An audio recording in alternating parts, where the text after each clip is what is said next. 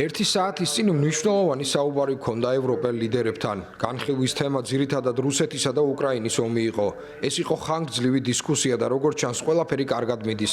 თუმცა ამის შესახებ უკვე დიდი ხანია ვამბობთ, ეს რთული საკითხია. უკრაინასა და რუსეთთან დაკავშირებით უსაფრთხოების პროტოკოლის შესანიშნავი იყო. საკმაოდ დიდხანს ვესაუბრე პრეზიდენტ ზელენსკის, ასევე გერმანიის, იტალიის, ნატოს, ფინეთის, საფრანგეთის, გაერთიანებული სამეფოს, პოლონეთის, ნორვეგიის, დანიისა და ნიდერლანდების ხელმძღვანელებს. მოლაპარაკებები ხანგრძლივი და მნიშვნელოვანი იყო. კიდევ ერთხელ ვამბობ, ჩემი აზრით, საქმე საკმაოდ კარგად მიდის. გასულ თვეს 27,000 ჯარისკაცი დაიღუპა. ეს არ უნდა მომხდარიყო არასდროს. ეს ომი არასდროს უნდა დაწყებულიყო, მაგრამ დაიწყო. ამიტომ ჩვენ ვცდილობთ სიტუაციის მოგვარებას. ეს ბაიდენის პოლიტიკა იყო. ჩვენ ვცდილობთ ომის დასრულებას. ფიქრობ, რომ შედეგსაც მივაღწევ და სხვებიც იმავეს გეტყვიან. რამდენჯერმე ვესაუბრე რუსეთის პრეზიდენტ პუტინს და დარწმუნებული ვარ, რომ ახლა ომის დასრულებასთან უფრო ახლოს ვართ, ვიდრე ოდესმე.